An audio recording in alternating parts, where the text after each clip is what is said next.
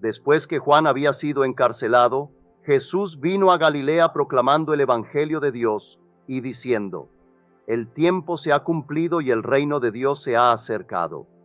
Arrepentíos y creed en el Evangelio. Marcos 1, 14, 15. Y cuando comenzó su ministerio, Jesús mismo tenía unos 30 años, siendo, como se suponía, hijo de José. Lucas 3, 23. El suelo de los siglos había sido arado y rastreado para el Evangelio de Dios, y los hombres comenzaron a experimentar el plan de salvación de Dios. Los autores de los Evangelios son anónimos, y todo lo que podemos realmente saber acerca de ellos debe ser derivado de nuestra propia experiencia de las Escrituras. Su autoridad no estaba en las Escrituras como un código escrito muerto, sino como su propia experiencia de la Escritura. Su Evangelio no era una nueva religión, sino el cumplimiento de uno tan antiguo como la fe de Abraham. Y la Escritura, previendo que Dios justificaría por la fe a los paganos, predicó de antemano las buenas nuevas a Abraham. Gálatas 3, 8. Y Abraham creyó a Dios y vivió en acuerdo con el avance de la historia de la salvación que Dios le concedió. Los autores desconocidos del Evangelio enfatizan el cumplimiento de las Escrituras en la vida de Jesucristo. Cristo en nosotros cumple la Escritura. Ustedes no se dan cuenta de que Jesucristo está en vosotros. 2 Corintios 13:5. Con Cristo he sido crucificado, y ya no soy yo el que vive, sino que Cristo vive en mí. Gálatas 2:20. Porque somos sepultados juntamente con Él para muerte por el bautismo, a fin de que como Cristo resucitó de los muertos por la gloria del Padre, así también nosotros andemos en vida nueva. Romanos 6:4. La repetición en nosotros, a través de su morada, se ha expresado por Johann Schäfer, un místico del siglo XVII. Aunque Cristo 1000 veces en Belén nace, si Él no nace en ti, tu alma está todavía desamparada. Edward Thomas. Y Él les dijo: oh insensatos, y tardos de corazón para creer todo lo que los profetas han dicho. ¿No era necesario que el Cristo padeciera todas estas cosas y entrara así en su gloria? Y comenzando por Moisés y todos los profetas, les explico lo referente a Él en todas las Escrituras. Todo lo escrito sobre mí en la ley de Moisés, los profetas y los salmos debe cumplirse. Entonces les abrió el entendimiento para que comprendieran las Escrituras. Lucas 24, 25, 27, 44, 45. Y leían del libro de la ley de Dios con la interpretación y ponían el sentido, de modo que las personas entendieran la lectura. Nehemías 8, 8. El Antiguo Testamento es un modelo profético de la vida de Jesucristo. El Evangelio de Dios es la revelación del futuro concedido a Abraham. Abraham se regocijó esperando ver mi día, y lo vio y se alegró. Juan 08:56. Se trata del Cristo resucitado. La participación en la vida del siglo venidero depende acto de Dios de resucitar a los muertos. La resurrección de Jesucristo es la victoria de Dios. Ese hemos de ser unidos con Él en su resurrección, es la promesa de la victoria de Dios para todos. Pero antes del día de la victoria, el hombre debe ser refinado en el horno de la aflicción. Yo te he probado en el horno de la aflicción, por mi propio bien lo hago, pues como puede ser mi nombre profanado, mi gloria pues no la daré a otro. Isaías 48, 10, 11. Toma el horno de la aflicción para conformarnos a la imagen de su Hijo, y por lo tanto a la imagen del Padre, porque el Padre y el Hijo son uno. Luego vinieron a él todos sus hermanos y hermanas, y todos los que lo habían conocido antes, y lo consolaron por todo el mal que el Señor había traído sobre él. Y el Señor bendijo los últimos días de Job más que los primeros. Job 42, 11, 12. La historia de Job es la historia del hombre, la víctima inocente de un experimento cruel por parte de Dios. Y dijo Dios: hagamos al hombre a nuestra imagen. Génesis 1:26. Aún así, considero que los sufrimientos de este tiempo no son dignos de ser comparados con la gloria que nos ha de ser revelada. Romanos 8:18. Y que la gloria es nada menos que la revelación de Dios Padre en nosotros, como nosotros.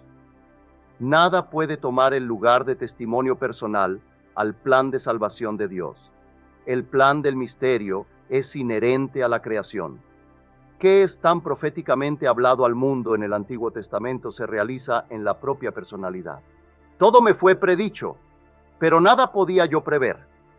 Pero aprendí quién Cristo Jesús realmente es, después de que la historia se escenifica en mí.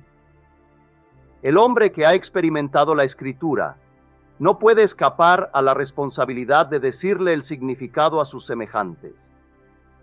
Los escritores desconocidos del Evangelio de Dios no estaban describiendo situaciones y acontecimientos del pasado como historiadores. Su historia sobre Jesucristo es su propia experiencia del plan de redención de Dios, como hombres que habían experimentado la redención por sí mismos. Ellos relataron sus propias experiencias. Son testigos de primer orden testificando la verdad de la palabra de Dios, no dudando en interpretar el Antiguo Testamento de acuerdo a sus propias experiencias sobrenaturales.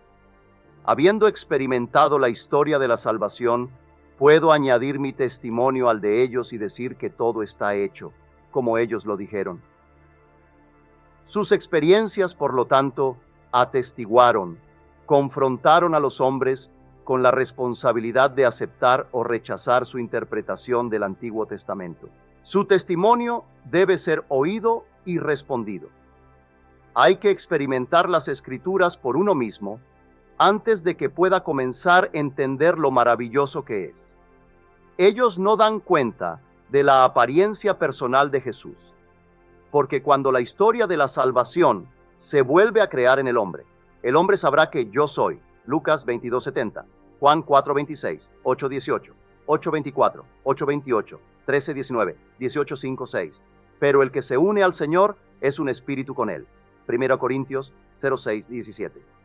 El cual, aunque existía en forma de Dios, no consideró el ser igual a Dios como algo a qué aferrarse, sino que se despojó a sí mismo tomando forma de siervo, haciéndose semejante a los hombres. Y hallándose en forma de hombre, se humilló a sí mismo, haciéndose obediente hasta la muerte y muerte de cruz. Filipenses 2:6-8. Él abdicó su forma divina y asumió la forma de un esclavo. Él no se limitó a disfrazarse como un esclavo, sino que se convirtió en uno, sujeto a todas las debilidades y limitaciones humanas. Dios que entró por la puerta de la muerte, el cráneo humano, el Gólgota, ahora es el Salvador del mundo. Dios es nuestra salvación. Nuestro Dios es un Dios de salvación. Y a Dios el Señor pertenece el escape a la muerte. Salmo 68, 19, 20. A menos que yo muera no puedes vivir, pero si yo muero, me levantaré de nuevo y tú estarás conmigo. Jerusalén de Guillermo Blake, capítulo 4, Plat 96. El grano de trigo se expone el misterio de la vida a través de la muerte. A menos que un grano de trigo caiga en la tierra y muera, se queda solo, pero si muere, da mucho fruto. Juan 12:24. Este es el secreto del plan de Dios de salvación. Dios logra su propósito por la autolimitación, por contracción para poder expandirse. Dios mismo entra por la puerta de la muerte, mi cráneo, y yace en la tumba conmigo. Y con el perdón de William Blake, cualquier cosa que se me haga, no lo puedo saber. Y si me lo preguntan, voy a jurar que es así. Si es bueno o malo a nadie, hay que culpar. Solo Dios puede tomar el orgullo. Solo Dios la vergüenza. Y estoy seguro de que quien comenzó la buena obra en mí la completará y perfeccionará hasta el día de Cristo Jesús. Fil 1:6. Cuando la imagen del ingénito se forma en mí, entonces el que estuvo por tanto tiempo firmemente aferrado a mí, se suelta, y yo soy él. Nadie ha subido al cielo, sino él que descendió del cielo, el Hijo del Hombre. Juan 3:13. Dios mismo voluntariamente descendió a su tumba Gólgota, mi cráneo. Yo pongo mi vida, que para volverla a tomar, nadie me la quita, sino que yo la pongo de mi propia voluntad. Juan 10, 17, 18. Porque tu esposo es tu hacedor, el Señor de los ejércitos es su nombre, y tu Redentor es el Santo de Israel, que se llama Dios de toda la tierra. Isaías 54, 5. Y él se unirá a su mujer y se convierten en una sola carne. Génesis 2, 24. Porque el que se une al Señor es un espíritu con él. 1 Corintios 06, 17. Lo que Dios ha unido, no lo separe el hombre. Marcos 10, 9. El hombre es la emanación de Dios, sin embargo, su esposa, hasta que el sueño de la muerte haya pasado. Despierta, ¿por qué duermes, Señor? Levántate, no nos rechaces para siempre. Sal 44, 23. Cuando despierta, yo soy. Dios se recostó conmigo para dormir, y mientras dormía soñó un sueño. Soñó que Él es yo, y cuando se despierta yo soy. Pero ¿cómo sé que yo soy? A través de la revelación de su Hijo David, quien en el Espíritu me llama Padre. Yo soy el camino, y la verdad, y la vida. Nadie viene al Padre, sino por mí. El que me ha visto al Padre.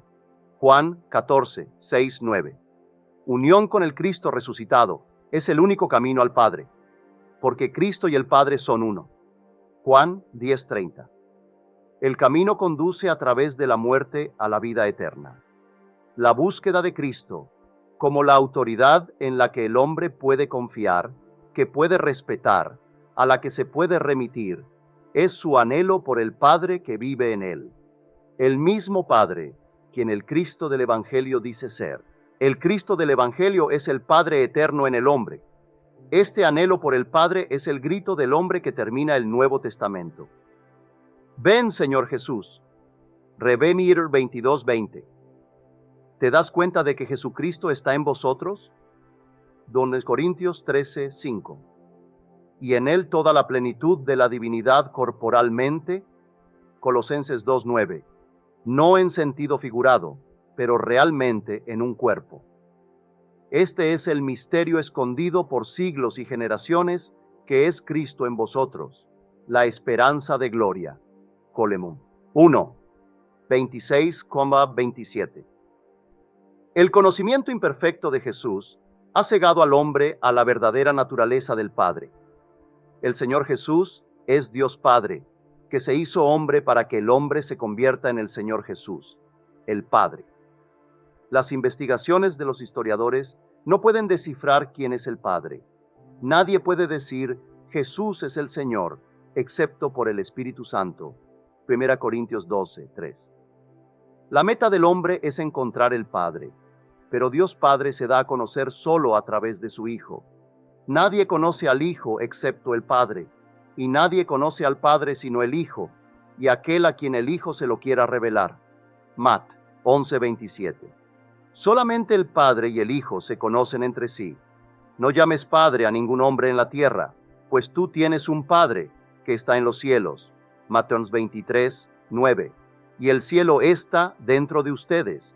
Lucas 17, 21. Y David dijo, le diré del decreto del Señor. Él me dijo, tú eres mi hijo, hoy yo te he engendrado. Salmos 2, 7.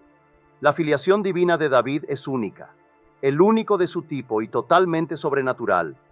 Él nació no de la sangre, ni de voluntad de carne, ni de voluntad de varón, sino de Dios.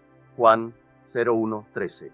El Padre será encontrado por el hombre solo en primera persona del singular, experiencia en tiempo presente, cuando David en el Espíritu le llama Padre, es decir, mi Señor. Jesús les hizo una pregunta, diciendo, ¿qué opinas del Cristo? ¿De quién es hijo? Ellos le dijeron, el hijo de David. Él les dijo, ¿cómo es entonces que David en el Espíritu le llama Señor? Por tanto, si David le llama Señor, ¿cómo es su hijo? Mateo 22, 41, 45. En el pensamiento hebreo, la historia se compone de todas las generaciones de hombres y sus experiencias fusionadas en un gran todo y este tiempo concentrado en que todas las generaciones se fusionan y de las que surgen se llama eternidad. La Escritura establece que Dios ha puesto la eternidad en la mente del hombre. Sin embargo, no para que el hombre pueda descubrir lo que Dios ha hecho desde el principio hasta el final. Eclesiastés 3:11. La palabra hebrea para eternidad también significa juventud, mozalbete, hombre joven. Saúl vio a David y le dijo a Abner: ¿de quién es hijo ese joven? Pregunta: ¿de quién es hijo ese joven? Luego, volviéndose a David, dijo: ¿de quién eres hijo tú, joven? Y David respondió: yo soy hijo de tu siervo, Isaí el Betemit. En Sam 17, 55, 58. ¿De quién eres hijo? Nota en todos los pasajes, vino Sam 17, 55, 56, 58. Mateo 22, 42. La investigación no es sobre el hijo, sino sobre su padre. El Padre dado a conocer por David es el eternamente verdadero Padre. Está en nosotros como personas que Dios Padre se revela. David dijo: yo soy el hijo de Jesse. Jesse es cualquier forma del verbo ser. La respuesta de David fue: yo soy el hijo de aquel cuyo nombre es Yo soy. Yo soy el hijo del Señor. Uno de los nombres de Dios es el nombre que le dio a Moisés. Decid al pueblo de Israel: yo soy, me ha enviado a vosotros. Éxodo 03, 14. Él es el eterno, yo soy. Primera autorrevelación de Dios como Dios Todopoderoso. Éxtasis 6, 3. Su segunda autorrevelación es el eterno yo soy. Éxodo 03, 14. Su última revelación de sí mismo es como el Padre. Juan 17. Solo el Hijo puede revelar a Dios como Padre. Nadie, es decir, ningún ojo humano, ha visto jamás a Dios. El único Hijo que está en el seno del Padre, Él ha dado a conocer. Juan 1:18. Es el mismo Dios, el eterno yo soy, y su Hijo unigénito, la eterna juventud, David, que entró en la mente del hombre. Al final de su viaje a través de los fuegos de la aflicción, en esta era de la muerte eterna, el hombre encontrará a David y exclamará: he hallado a David. Él clamará a mí: tú eres mi Padre, mi Dios, y la roca de mi salvación. Sal 89, 20-26. No me autorrevelé a mí mismo directamente como Dios o como Jesucristo, sino por implicación en paralelo con la Escritura, cuando David en el Espíritu me llama Padre. Y esta sabiduría desde dentro es sin incertidumbre. Cuando agradó a Dios revelar a su Hijo en mí, no consulté con carne o sangre. Gálatas 1, 15, 16. El hombre en quien el Hijo de Dios aparece encuentra difícil convencer a otros de la realidad de la revelación, ya que estas experiencias sobrenaturales de la Escritura tienen lugar en un ámbito de acción demasiado alejado de nuestra experiencia común. Todo el drama pertenece a un mundo mucho más real y vital, que en el que el intelecto habita para la imaginación histórica, para entenderlo. ¿O podría yo decirles a vosotros, y seguramente lo creerían? ¿O podría yo solo decir lo que he visto?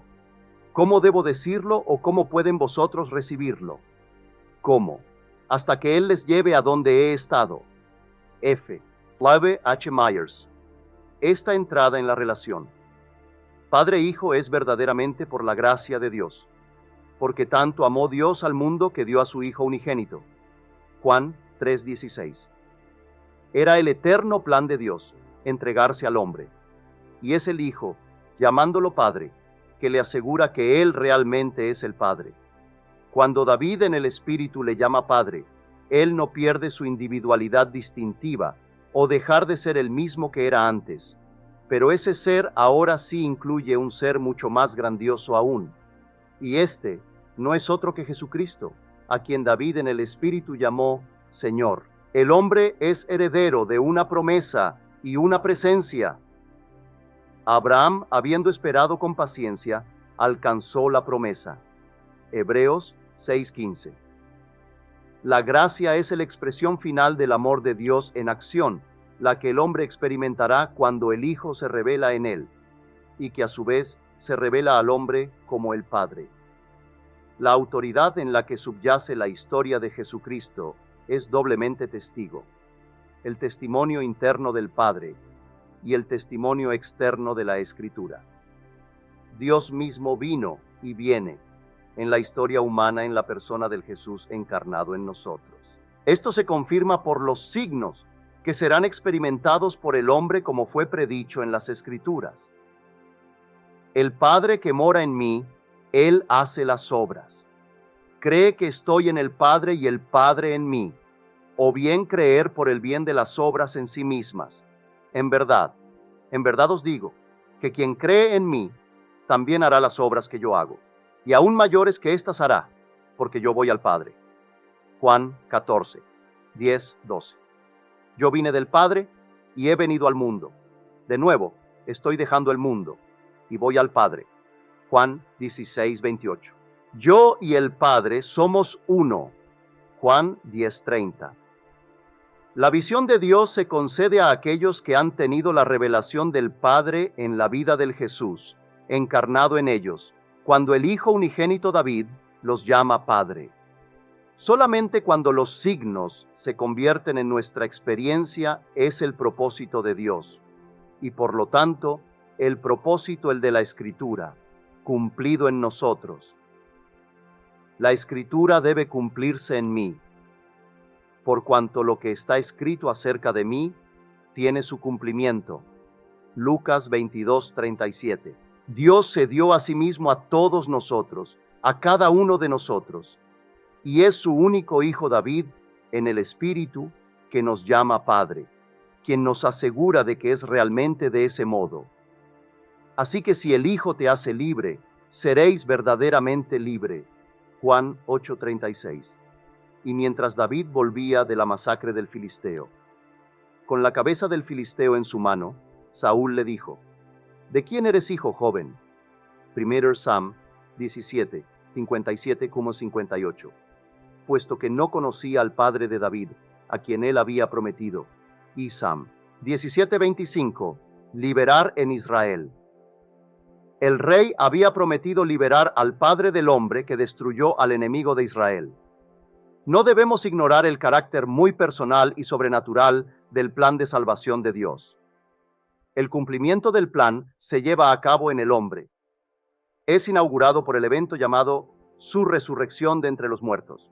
Hechos 26, 23. Romanos 1, 4, etc. Hemos nacido de nuevo a través de la resurrección de Jesucristo de entre los muertos. 1 Pedro 1, 3. Es Cristo en vosotros. Tú, yo soy quien resucitó. La resurrección marca el comienzo de la liberación de Jesucristo, el Padre desde el cuerpo del pecado y de la muerte, y su regreso a su cuerpo divino del amor, la divina forma humana. Este fue el propósito del Señor desde el principio, que Él establece en Cristo como un plan para la plenitud de los tiempos. F1, 9, 10. El Señor de los ejércitos ha jurado, como lo he planeado, y así será, y como lo he determinado, por lo que deberá reposar. Isa 14, 24. Vive y actúa en la seguridad de que Dios ha traído su plan para su cumplimiento y continúa haciéndolo. Dios mismo vino y viene a la historia de la humanidad en la persona de Jesucristo, en ti, en mí, en todo.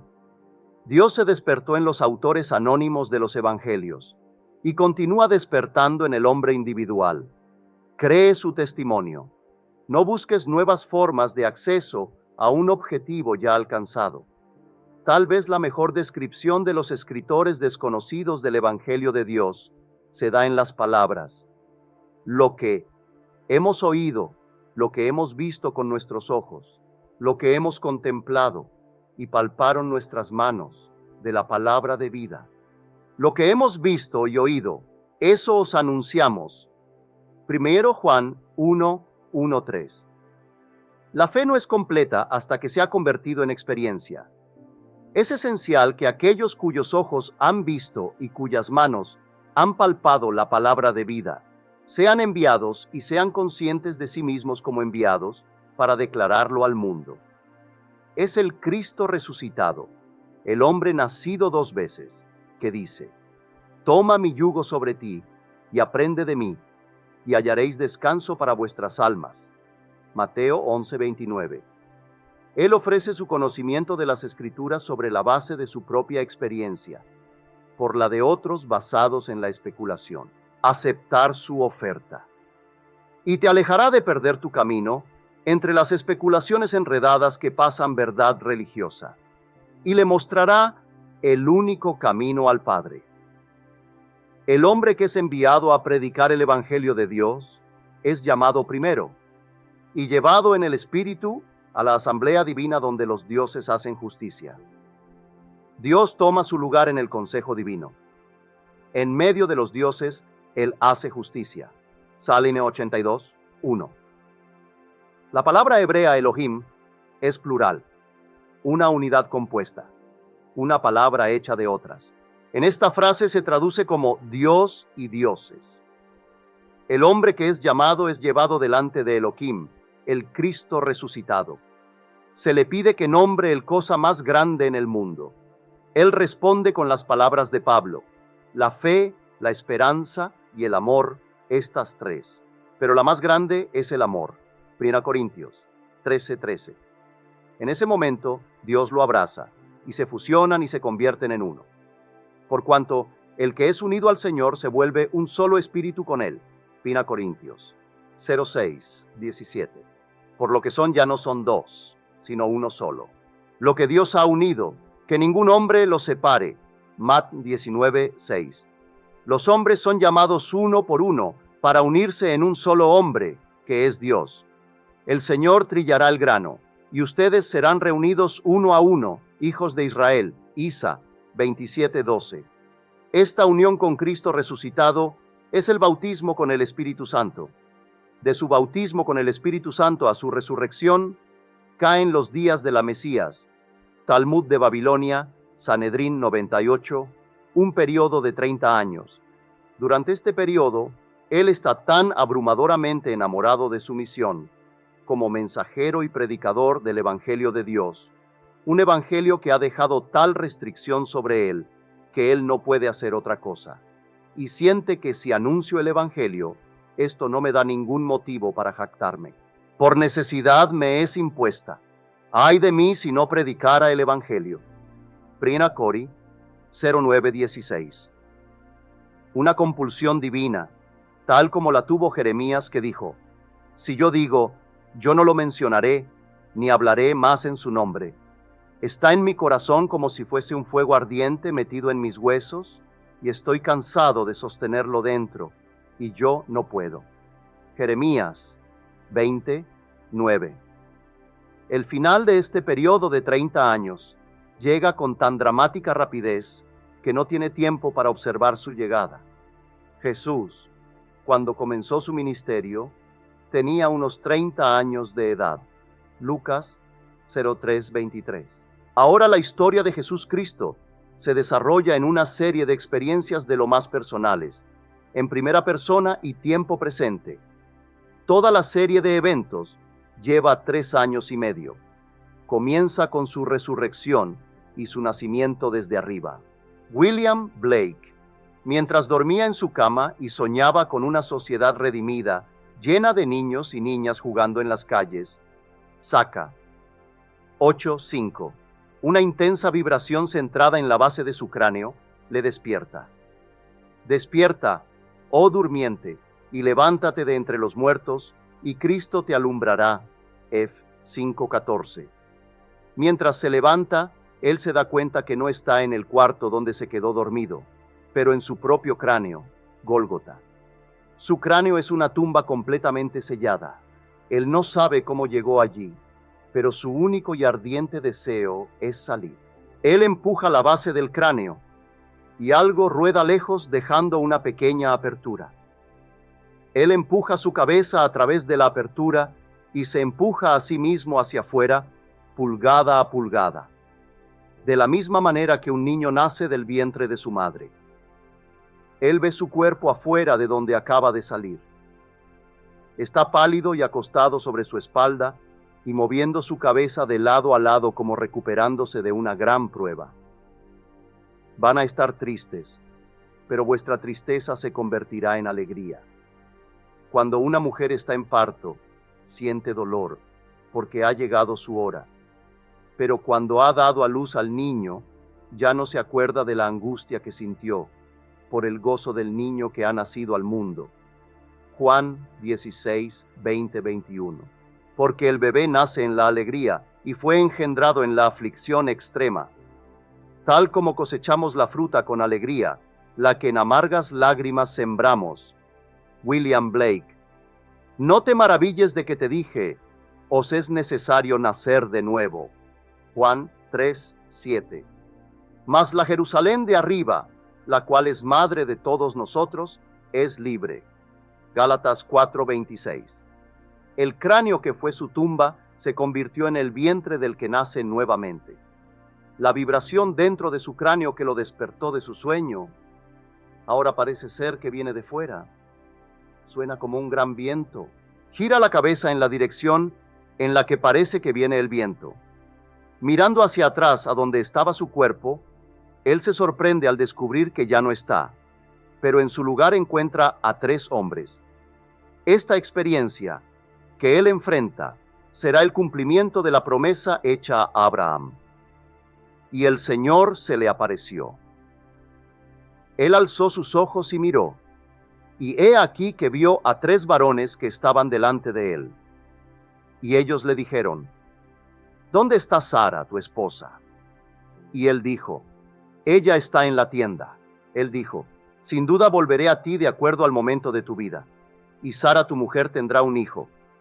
Abraham llamó a su hijo Isaac.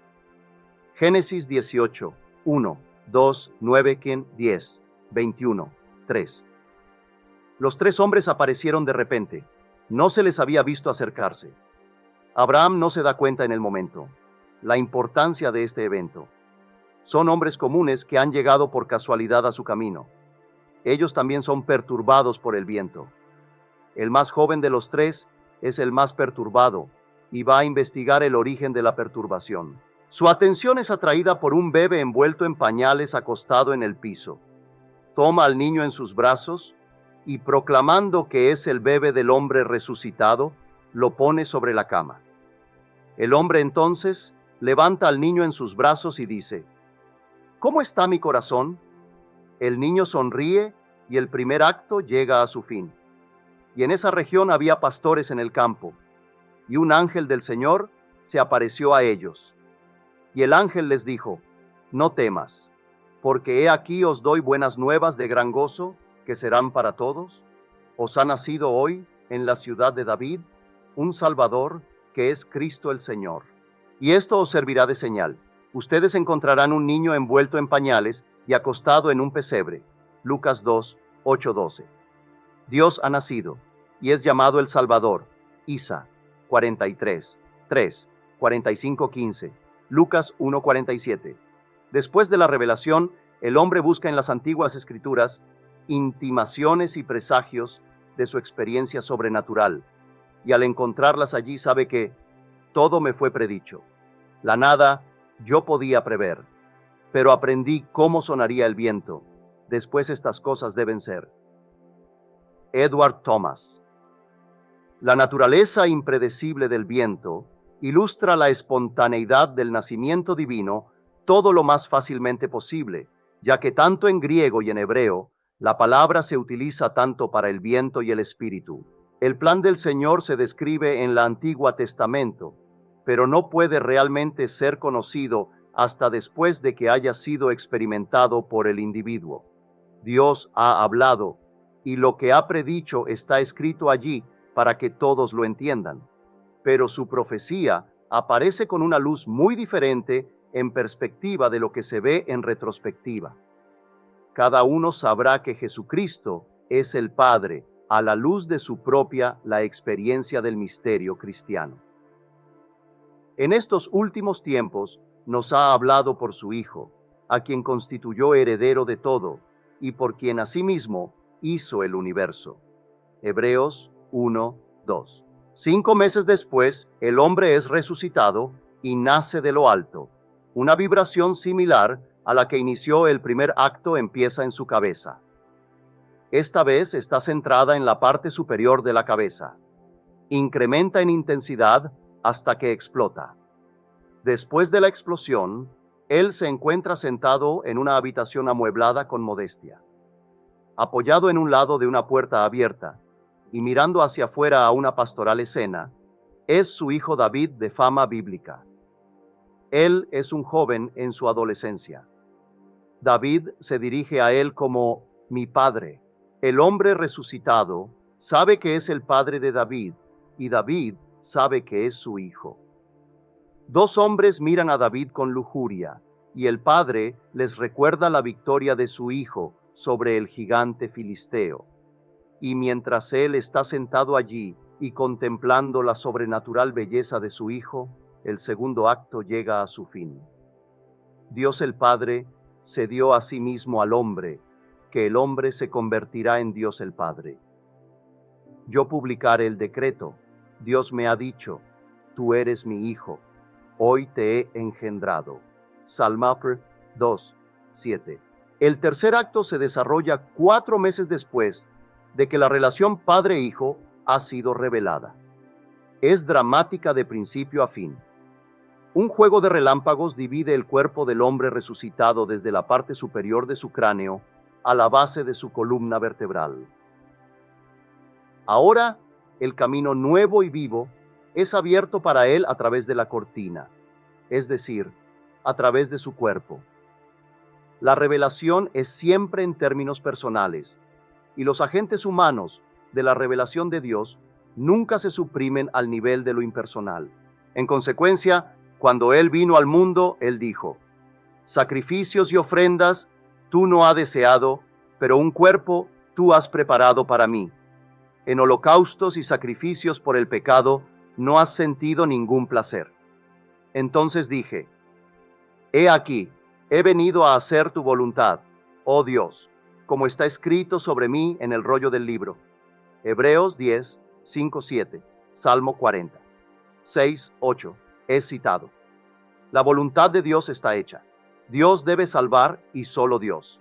En la base de su columna vertebral, él ve un charco de luz líquida dorada y sabe que es él mismo. Él ahora tiene confianza para entrar al santuario por la sangre de Jesús, por el nuevo y vivo camino el cual Él abrió para nosotros a través de la cortina, que es a través de su carne. Eve 10, 19, 20. Mientras él contempla el charco de luz líquida dorada, la sangre de Dios, el agua viva y se fusiona con ella, y sabe que es Él mismo, su divino Creador y Redentor.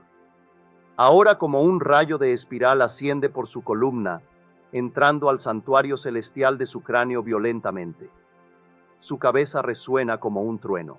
Y como Moisés levantó la serpiente en el desierto, así es necesario que el Hijo del Hombre sea levantado. Juan 3:14. Desde los días de Juan el Bautista hasta ahora, el reino de los cielos ha estado viniendo con violencia, y los violentos lo toman por la fuerza. Mateo 11:12. Para estos hombres la nueva era ha llegado. 2 años y 9 meses más tarde, el cumplimiento de los 3 años y medio del ministerio de Jesús, el cuarto y último acto del drama de la salvación, llega a su punto culminante. Y el Espíritu Santo descendió sobre él en forma de cuerpo, como una paloma, y vino una voz del cielo. Tú eres mi Hijo amado, contigo me complazco. Lucas 03:22.